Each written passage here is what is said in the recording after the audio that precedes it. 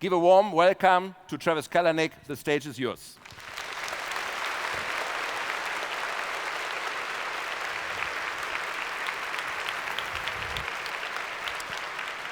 Look, it's really good to be here in Berlin. I've been to Berlin many times. It's the first time it's been warm. I live in Los Angeles, so it feels like home. I just want to stay here now. So look, it's really amazing to be here, really amazing to be on stage with of course, Kai and Dieter. A lot of, basically we have entrepreneurs and CEOs, and you know, we're going to talk about the future of mobility. It's going to be exciting. I'm certainly excited. But in my presentation, I'm going to start with what I call the future of human-driven transportation, how we can reduce pollution, reduce congestion, make our cities more livable, and we do it with people. And with the technology in our pockets, yeah, I'm talking about a smartphone, not a self-driving car. And so I'll start with, well, the beginnings of Uber. This is a romantic shot of my co-founder and myself in front of the Eiffel Tower. It's when we came up with the idea for Uber. We could not, people who've been to Paris before Uber know that if you were in Paris in the evening, before Uber, you weren't getting home by car. You were getting home by walking. And my co-founder said, I just want to push a button and get a ride. And so we created that, and it was just really humble beginnings, and we brought that back to San Francisco. But what we didn't realize is, when we first got started, was how big this could be. We just didn't know. But as we started doing literally tens of millions of rides, hundreds of millions of rides a month, what we started to see is the impact. And that impact started to affect cities in a very positive way. And the reason why is because, well, we got 1 billion cars on the planet right now. And that's actually created quite a big problem that we've just sort of gotten used to. And so those 1 billion cars, of course, you know, they are not all in the US. So Germans are, of course, big lovers of cars too. But they are everywhere, and what we know, of course, is that across Europe, US, etc., people love their cars. It's about mobility. It's about getting where they want to go. And this is the number of passenger vehicles per 1,000 people. But what we also know is that all this private car ownership has a very public cost. People sit in traffic for hours a day. Today in the EU, well, in Germany specifically, 4 of the 10 most congested cities are here in Germany.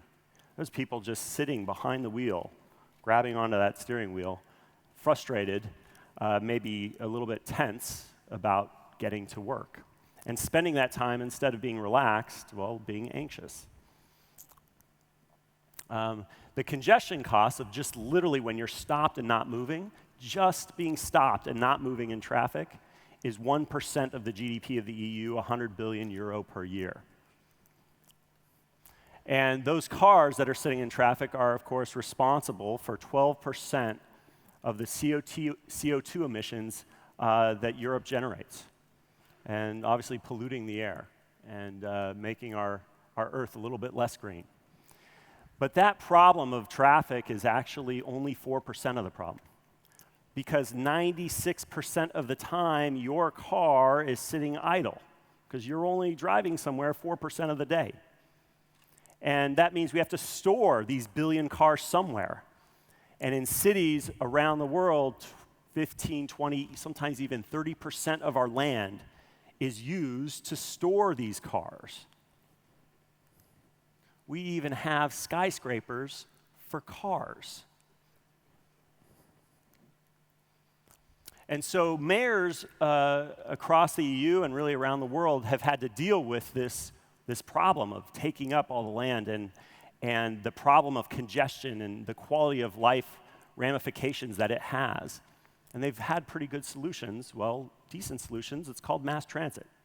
Mass transit moves lots of people very efficiently, but for some reason it just doesn't actually solve the entire problem. Why not?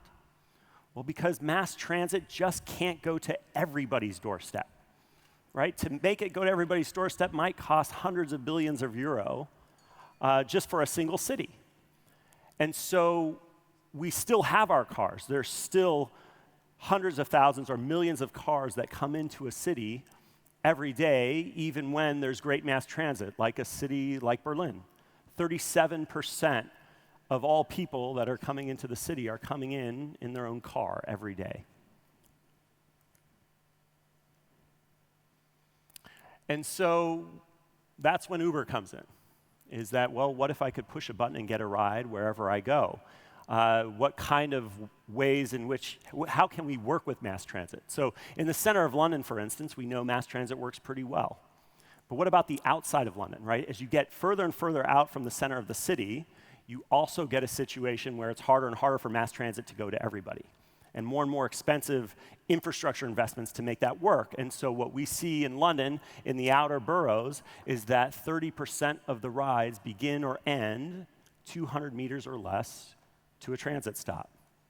And so we complement mass transit systems, and quite often when I'm getting around cities, and I travel quite a bit, I'm taking the subway or I'm taking a bus somewhere and then hopping off and then taking an Uber for the last mile.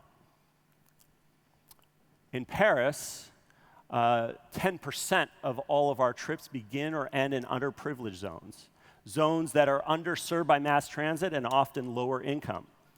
There's a high correlation between lower income neighborhoods and a lack of mass transit.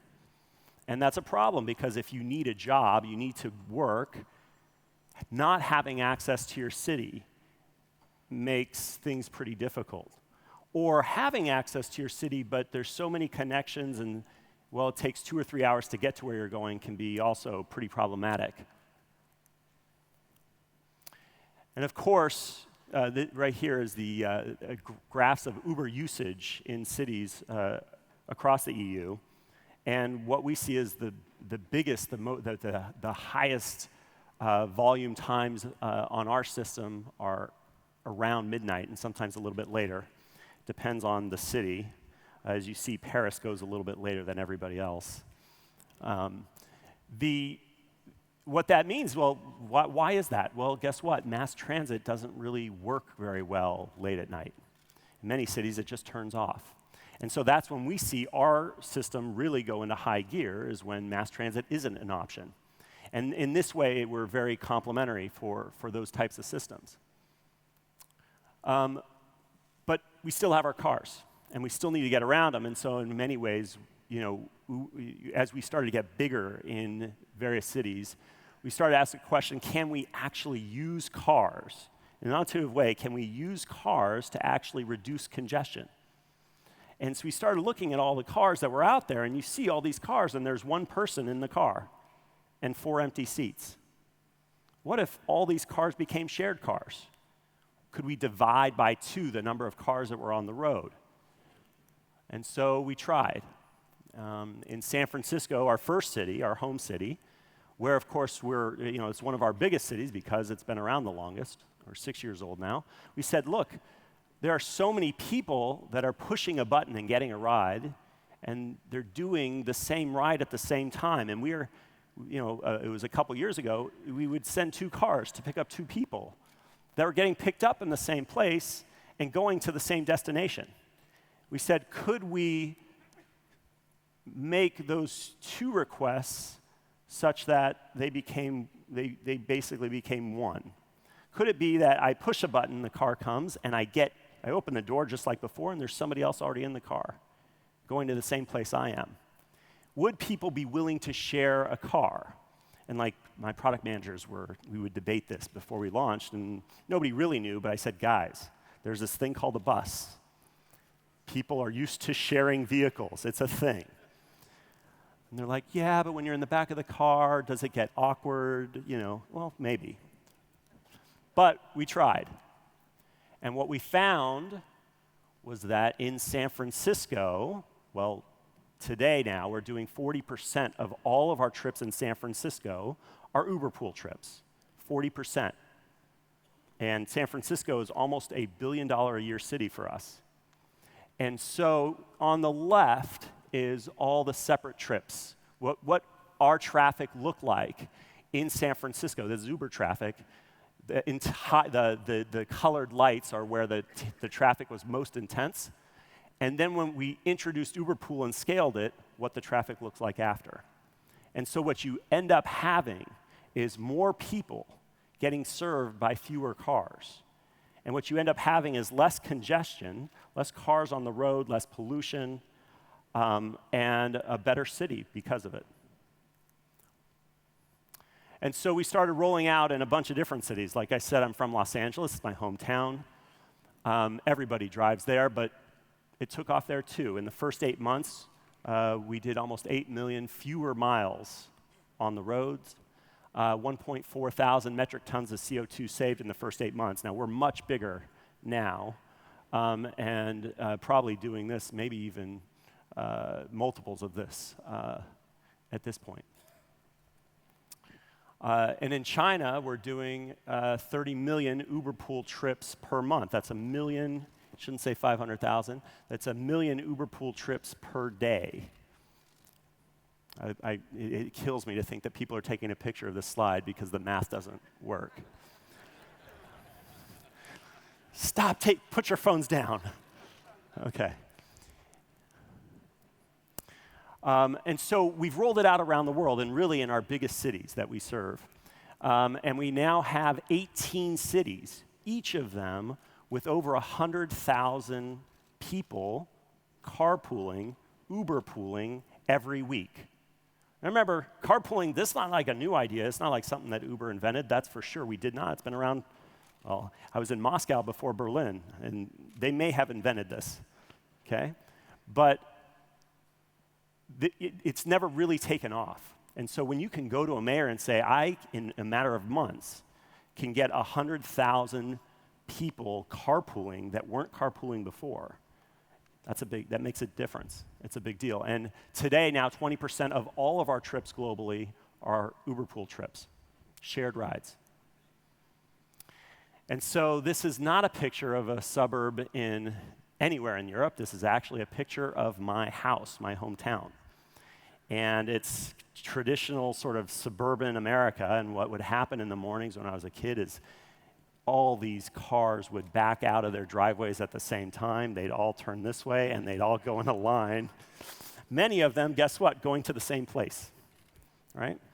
And so the question is like, wow, what could we, a lot of people get how UberPool works, and a lot of people are using it, and it's commercial drivers, and that's great, but what if we could turn all these people backing out of their driveways and turn them into Uber drivers just going to work? What would happen if we could make that happen, right? Like a city like New York, for instance, there's 2 million cars going over those bridges into Manhattan every day, even though it has a wonderful mass transit system. If you could do something like this, you could really change the city. You could really change the traffic picture and the pollution picture. And so the idea is, well, what if I could just have my coffee, go in my car, turn on my app, and on my way to work, pick a neighbor up who's going basically to the same destination. We'd love to do it. And like I said, carpooling is not a new thing. It really started getting popular in media when the oil crisis of the 70s happened, because, man, we need to share this car because that gas is super expensive. The thing is it never really took off because, well, first, there was no technology that could coordinate this kind of interest of people going to the same place at the same time. Who were these people, and how do we match them efficiently? And that's why it was just never convenient enough. But there was also the incentive piece. So today we have that technology, but we don't have the incentives. What happens is, well, if you make a profit taking somebody somewhere, you are now a commercial driver, and you must have a commercial license. And this is pretty much the way it works in all cities around the world. In the US, there's a mark of what commercial means. It's 54 cents per mile. Here, it might be like 30 cents per kilometer, something around there. And if you make less than 30 cents per kilometer, then you're non-commercial and you could pick somebody up on your way to work, no problem. If you made 31 cents, and I'm approximating here, it depends where and what city, then you are a commercial driver, you must have a license, and if you don't, you are committing a crime. And so this is the kind of, we need to fix that incentive because, well, if you're just going 10 kilometers down the road, there's not enough incentive to go pick somebody up and then drop them off and then go on your way to work. And if there was just a little more of a profit incentive, then what happens is people just naturally go and pick somebody up. And it can be a bit of a community service where the incentives are aligned. And it's not a subsidy that's necessary from cities, it just happens. And so it's exciting to think about these prospects. Uber Commute is our next big thing. And really what it's about is turning our cities into greener cities. It's about giving 20% of the land back to the city. It's about cleaning the air. It's about actually also creating tens of thousands of jobs in every city we're in. And the idea is basically through shared rides, we can make cities better and we can reclaim our cities. So very glad to be here. Super excited about the prospect of bringing Uber Commute and UberPool to more cities in Europe. And I guess I'll be up here with Dieter and Kai later.